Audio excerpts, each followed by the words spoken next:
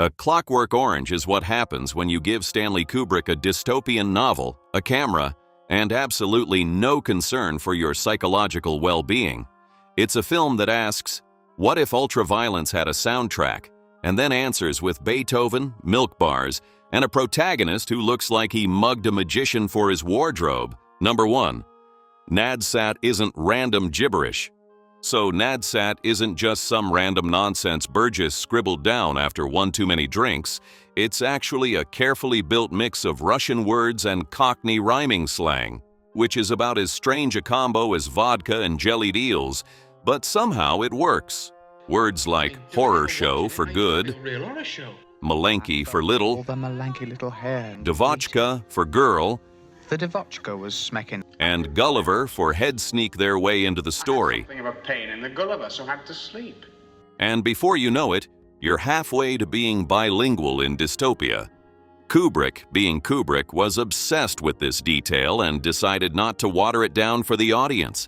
Instead, he pretty much just copy-pasted Burgess's slang straight into the script, as if to say, "You'll figure it out or you won't, either way, I don't care."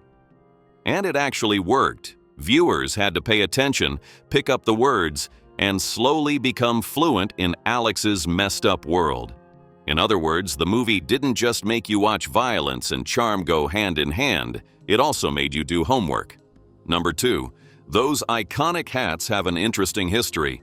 When it came to figuring out what Alex and his droogs should look like, John Barry, the costume designer, had a bit of a headache on his hands. The hats in particular were a sticking point. He sketched out more than 50 different designs, trying to nail whatever vague picture Kubrick had in his head. The problem, of course, was that Kubrick always knew what he wanted, right up until you actually asked him to describe it. Then it became a game of trial and error. At one point, while flipping through references, Kubrick spotted this old engraving of a priest's hat. Tall, pointed, kind of severe. He took one look and basically said, "Yeah, that, but creepier." And just like that, the droogs got their bizarre white headgear. The result? A gang of violent hooligans who looked less like street punks and more like they were headed to some kind of cult initiation. Number 3. The Korova milk bar furniture was made from plaster casts of naked models. The Korova milk bar might be one of the most striking sets in A Clockwork Orange, but it definitely wasn't built with comfort in mind. All that surreal, over-the-top furniture, the tables and chairs shaped like nude women, wasn't just for show. They were actual functioning props made from plaster casts of real models, which sounds edgy and artistic until you remember someone actually had to sit on them for hours. The cast and crew quickly realized the obvious. Plaster doesn't exactly make for great upholstery. After long takes when everyone was sweaty and tired, parking yourself on one of those sculptures was less like taking a break and more like gluing yourself to a human-shaped rock. Actors ended up peeling themselves off the surfaces like human post-it notes. So while it looked cool on screen, in reality, it was basically the worst furniture IKEA never thought to sell. Number 4. The one-man assault on the writer's house was difficult to shoot. The sequence where Alex gets his brutal comeuppance at the writer's house wasn't just tough to watch, it was absolute misery to film.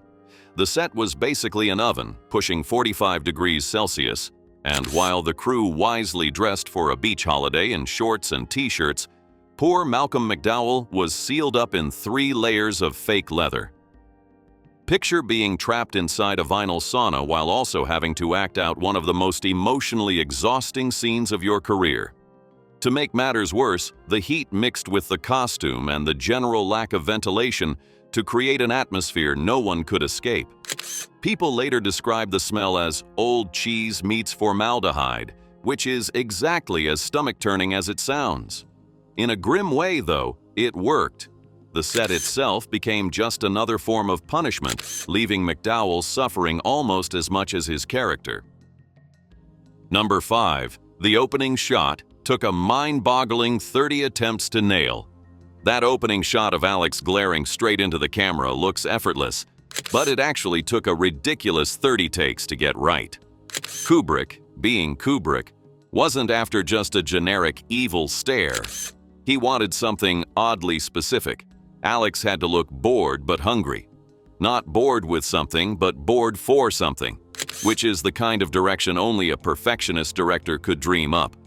Naturally, this meant Malcolm McDowell had to sit there, staring down the lens over and over again, until he found the exact shade of menacing apathy Kubrick was after. By take 20, McDowell wasn't just acting bored and hungry, he actually was, and so was the rest of the crew. At one point, he supposedly joked, "Just give me a Mars bar to motivate the eyeballs." Eventually, Kubrick got his shot, and we got an opening that dares you to look away. And makes sure you don't. Number 6. The infamous Ludovico eye-opener gizmo was real. That infamous eye clamp scene in A Clockwork Orange wasn't just some creepy movie prop dreamed up in a workshop. It was the real deal. The gizmo holding Alex's eyelids wide open was an actual medical instrument called a lid speculum, usually reserved for eye surgery when patients are blissfully numb and lying very, very still. For Malcolm McDowell, though, there was no anesthesia, just the joy of having his lashes clipped into place and trying not to blink while being force-fed hours of violent imagery. He managed about 8 minutes per take, which sounds like a lifetime if you've ever had so much as an eyelash stuck in your eye. After 7 rounds of this torture, reality caught up with him. He scratched his corneas and had to call in a real eye surgeon. Dedication to the role is one thing, but temporarily losing your vision? That's commitment on Kubrick's terms. Number 7. That scene almost blinded him permanently. The Ludovico scenes didn't just leave Malcolm McDowell shaken, the eye clamps had scratched his corneas badly enough that doctors ordered round-the-clock treatment, which basically meant endless drops every hour just to keep his vision safe. Not exactly the kind of behind-the-scenes glamour most actors sign up for. Kubrick, who had pushed for the make-it-real approach, ended up footing McDowell's medical bills himself. Later, in classic Kubrick fashion, he shrugged it off with the understatement of the century. "I didn't know it would be that strong." Translation: "Oops, my bad. Hope you enjoyed temporary blindness." It was one of those moments where the pursuit of cinematic authenticity veered a little too close to actual bodily harm, something A Clockwork Orange seemed to specialize in both on-screen and off. Number 8. McDowell's ribs didn't escape the film's brutal production either. Not all of Alex's punishment in the Ludovico treatment was movie magic. During the so-called humiliation stage, where he's supposed to be tossed around by guards, things went south fast. One actor either misjudged his strength or just got a little too into character and landed an elbow straight into Malcolm McDowell's ribs, hard enough to crack 2 of them. The pain was instant and very real, and doctors quickly put their foot down. No more retakes of that move unless the plan was to collect McDowell's bones as props. Kubrick, of course, wasn't about to ditch the scene altogether, so he did the practical thing. He rewrote it. From then on, Alex stayed flat on his back, which conveniently protected McDowell's ribs while still keeping the shoot moving. It was one of those classic A Clockwork Orange moments where the line between acting and actual suffering got way too thin. Number 9. The abandoned prison set had real asbestos, and only the crew wore masks. Some of Alex's post-treatment scenes were shot in a crumbling old prison, which looked fantastic on camera, but came with one tiny problem. The place was full of asbestos. The crew, knowing the risks, strapped on protective masks, but of course the actors, especially Malcolm McDowell, had to go mask-free whenever the cameras rolled. Nothing screams movie magic like inhaling hazardous fibers for the sake of a close-up. Unsurprisingly, the actors' union wasn't thrilled and threatened to shut everything down unless someone dealt with it. Kubrick, ever the strategist, found a workaround. He filmed all the dialogue-heavy close-ups right away, asbestos and all, then sent everyone home for the weekend. By the time Monday rolled around, the building had been cleaned up and made safe enough for the wider shots. Problem solved, production saved, and hopefully nobody ended up with a long-term souvenir from the set. Number 10. The infamous Singin' and Swinging cost Kubrick $10,000 on the spot. The infamous home invasion scene where Alex belts out Singin' in the Rain wasn't part of the script at all. Kubrick thought the sequence was missing something, some twisted spark, and casually told Malcolm McDowell, "Try singing something cheerful." Now, when Kubrick suggested things, you didn't really say no. So McDowell launched into the Gene Kelly classic, spinning a cheery tune over an act of sheer brutality. The effect was instant. Suddenly the scene went from disturbing to downright nightmarish. Kubrick knew he'd struck gold and, in typical Kubrick fashion, immediately called MGM demanding the rights on the spot. The bill came to $10,000, quite a tab for a bit of off-the-cuff sadistic karaoke. But the gamble paid off. What could have been just another violent moment became one of the most hauntingly unforgettable images in cinema. The cheerful melody of Hollywood joy twisted into the soundtrack of pure menace. If these facts are twisting your lids open and making your brain tingle, then you know what to do. Smash that like button and hit subscribe. Let's back into it. Number 11. The scene that made executives nervous. Warner Brothers executives weren't exactly thrilled with A Clockwork Orange's intense content, especially one particular scene. Their issue wasn't just that it was disturbing, but that it came across as too humorous, which they thought made it even riskier. The fear was that audiences might laugh instead of react with shock, and that kind of response could dull the impact, or worse, send the wrong message. Kubrick, always clever in how he handled the studio, pretended to go along with their concerns. He agreed to trim a couple of seconds from the sequence to ease their worries. But in classic Kubrick fashion, he later restored about a second of the footage for the UK release, quietly keeping his vision intact while giving the studio the illusion of control. A subtle but very Kubrick reminder. Compromise was never really his thing. Number 12. The MPAA in America nearly slapped it with an X rating. When the MPAA first got their hands on A Clockwork Orange, they weren't having it. The film was slapped with an X rating, which back then was basically a commercial kiss of death. It shoved movies into the same category as porn and kept them out of most theaters. Kubrick, who wasn't about to see his masterpiece die in a grindhouse, had to play ball. He trimmed about 30 seconds of the most explicit sex and violence, cuts that weren't just throwaway shots but right at the core of what made the film so shocking. The changes did the trick, and the movie squeaked by with an R rating, opening the doors to wider distribution. The funny part? Those missing 30 seconds vanished. The negatives have never turned up, so nobody knows if they're sitting in a forgotten vault somewhere or just gone for good, leaving one more mystery in the film's already notorious history. Number 13.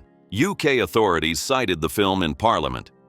When A Clockwork Orange hit UK theaters, it didn't just spark debate, it set off a full-blown moral panic.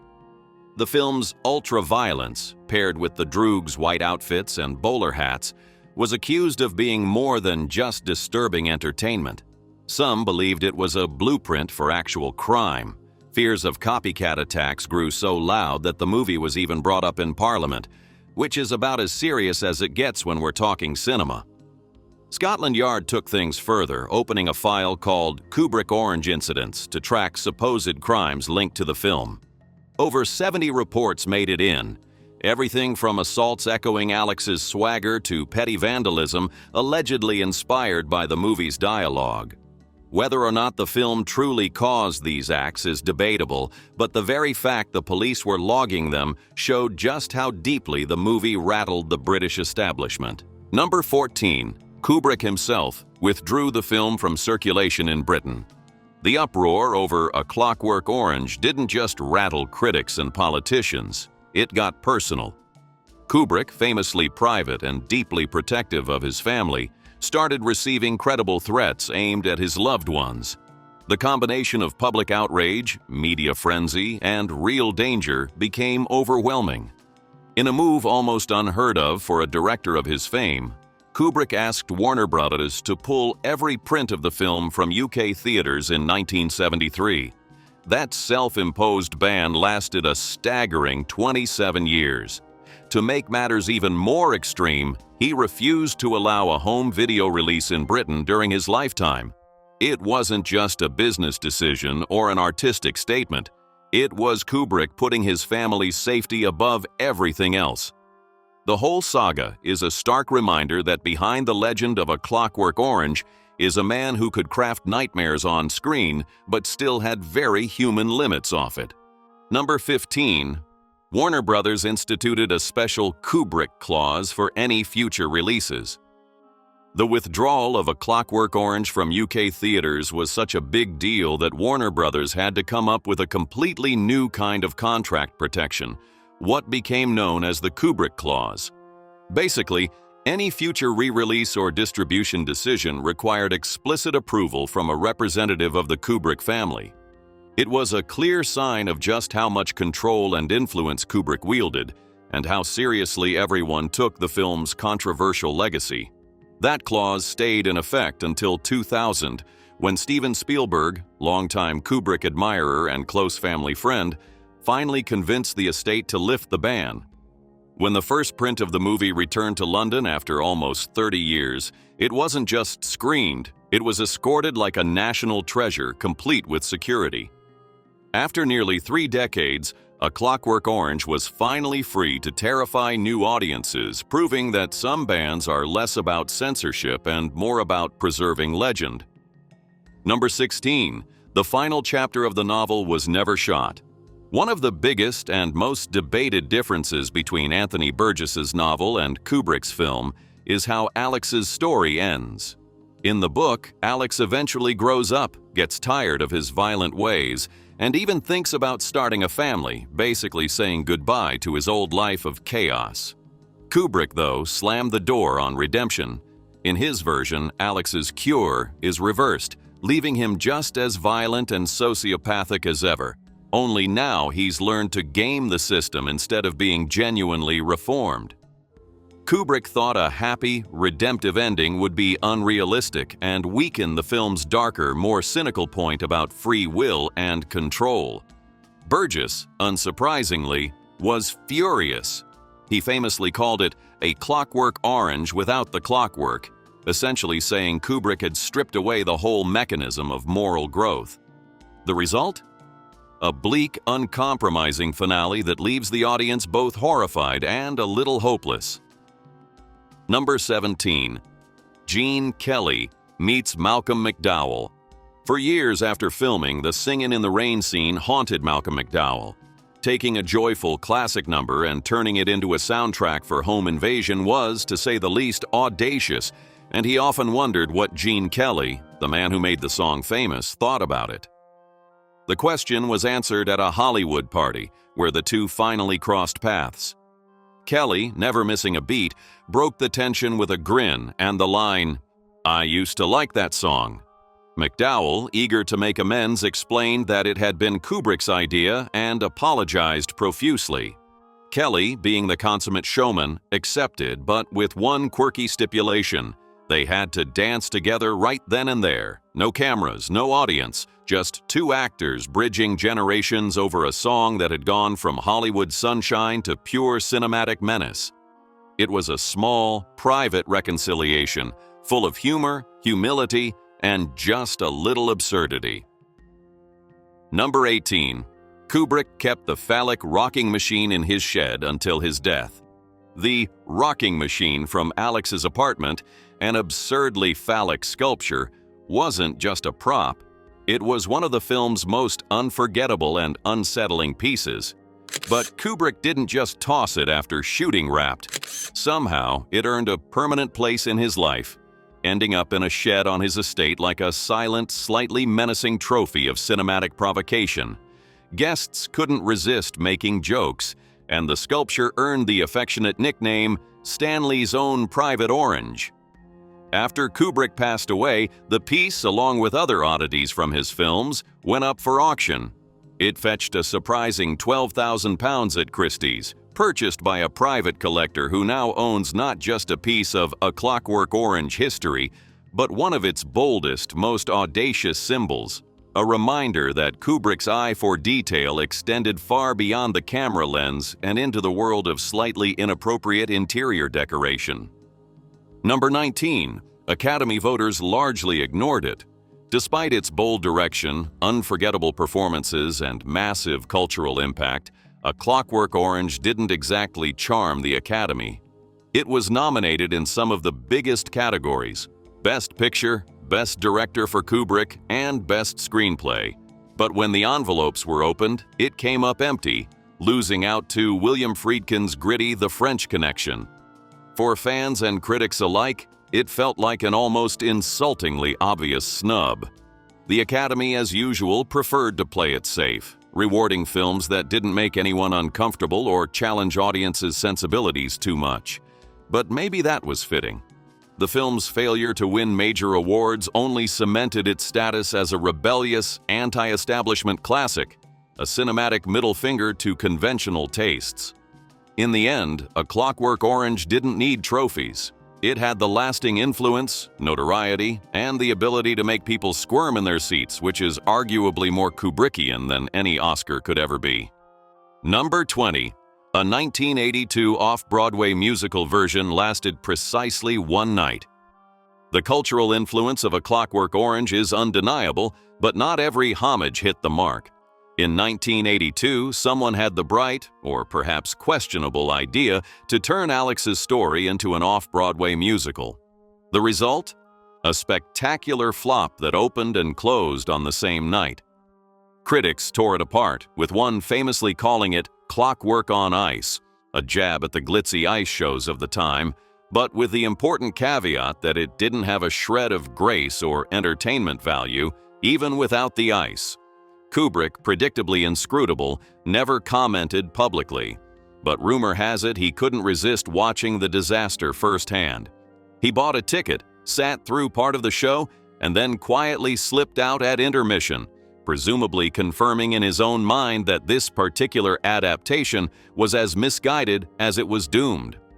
Not all tributes age like fine wine. And before you leave, here's a bonus fact. The soundtrack of A Clockwork Orange didn't just accompany the action, it practically acted as another character, blending classical elegance with futuristic eeriness. One of the most striking feats was Wendy Carlos's work on Henry Purcell's music for The Funeral of Queen Mary. Using an early Moog synthesizer, a hulking 200-pound beast she had to wheel into the studio on a shopping trolley, Carlos transformed a 17th-century funeral march into something that sounds eerily like techno decades before techno existed. The effect is chilling, hypnotic, and completely unlike anything else at the time, perfectly matching Kubrick's unsettling vision of the future. It's hard to overstate how revolutionary this was. Classical compositions were being reimagined as electronic soundscapes that would go on to influence countless artists and genres. In other words, Carlos didn't just score a film, she invented a whole mood, proving that a shopping trolley, a Moog, and some genius-level creativity can make history in the most unexpected ways. So there you have it, my devoted droogies. Which fact shocked you the most? Which behind-the-scenes tale made you say, "That's just clockwork crazy"? Drop it below in the comments, and we'll keep the Kubrick train rolling. Thanks for watching. Stay curious, stay cheeky. And remember, a little bit of the old in-out is fine, unless it's your eyeballs on the menu. Wow, that was weird.